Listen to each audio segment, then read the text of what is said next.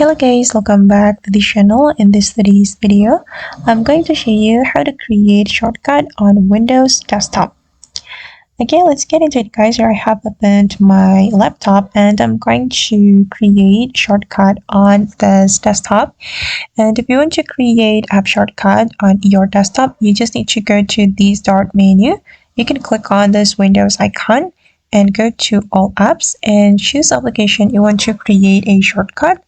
For instance, I'm going to create shortcut for this application. So we just need to drag this application to the desktop like this.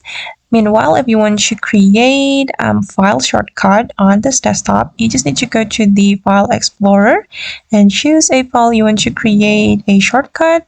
For instance, I'm going to create shortcut for this file.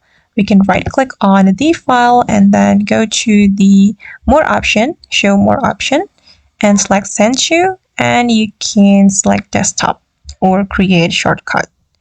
Okay, and I'm going to check it on my Windows desktop. As you can see, this is the file shortcut I have just created on this Windows desktop.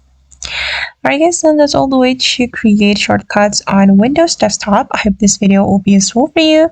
Thank you so much for watching and see you in the next video.